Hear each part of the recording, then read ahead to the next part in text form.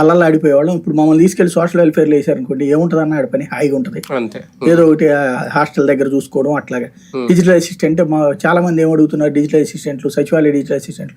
మమ్మల్ని స్కూల్లో వేసేయండి సార్, ఓ స్కూల్లోకి వెళ్తే ఆ స్కూల్ వరకు అటెండెన్స్ చూడటం, ఇది హ్యాపీగా పని అయిపోతుంది మాకు అంటున్నారు. అంటే వీళ్ళు ఆ రోజున ఉద్యోగాలు కావాలనుకున్నారు, గవర్నమెంట్ ఉద్యోగాలు కావాలనుకున్నారు, వచ్చిందని సంతోషపడ్డారు. ఇప్పుడు జగన్ వెళ్ళిపోవడం మాకు ఫెచ్చింగ్ అవ్వాలని కోరుకుంటున్నారు. ఏంటది, జగన్ ఉన్నంతకాలం ఆ సచివాలయాలు అట్లాగే ఉంటుంది.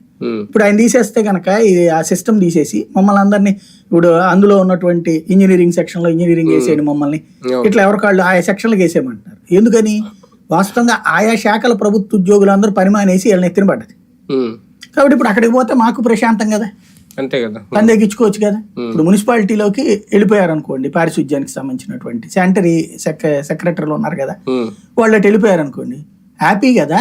ఇప్పుడు ఎదవరకు పొద్దున్నే మనకి ఎవరు కనబడేవాళ్ళు, శానిటరీ ఇన్స్పెక్టర్ కనబడేవాళ్ళు. వీళ్ళు కూడా పొద్దున్న 2 గంటలు 3 గంటలు డ్యూటీ చేసుకుని ఇంటికి వెళ్ళిపోతారు.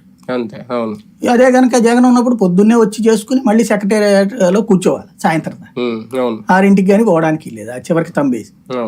ఇప్పుడు అదే ఇదివరకు సిస్టమ్ అయితే కార్పొరేషన్ అట్లా ఉండేది కదిగా. ఆ టైప్ లో ఎవరికి వాళ్ళు ఉద్యోగం ఎట్లాగా ఉంటది, అది పోయేది ఏం లేదు, మాకు ఆయా డిజిగ్నేషన్ ఇచ్చేయమంటున్నారు. కాబట్టి దాంట్లో ఏమవ్వదు, కానీ జనానికి సేవ అది మిస్ అవుతుంది. ఇప్పుడు వాలంటీర్లు తీసేసాము, వాలంటీర్ లేకుండా మేము పనిచేసామంటున్నారు. కానీ మనం చాలాసార్లు మాట్లాడుకున్నాం, ఆంధ్రప్రదేశ్లో ఉన్నటువంటి ఇళ్లల్లో ఉన్నటువంటి పెద్దలకి చాలామందికి గ్రామీణ ప్రాంతాల్లో ఒక రకంగా స్వచ్ఛంద సేవ అనను కానీ చేసింది నిజంగా స్వచ్ఛంద సేవ. వాళ్ళకి ఇచ్చిందంత 5,000 రూపాయలు అనేటువంటిది ఒక రకంగా చెప్పాలంటే, మామూలుగా స్వచ్ఛంద సంస్థల్లో కూడా మినిమం ఇది ఇస్తారు వాళ్ళ ఖర్చులకి. వాళ్ళకి స్వచ్ఛంద సంస్థలో పనిచేస్తుంటారు, వాళ్ళకి స్వచ్ఛంద సంస్థలో పనిచేస్తున్నారు కాబట్టి ఫ్రీగా చేస్తారు అంతా.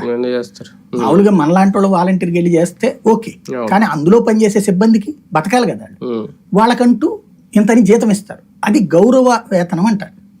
అలాంటిదే వీళ్ళకి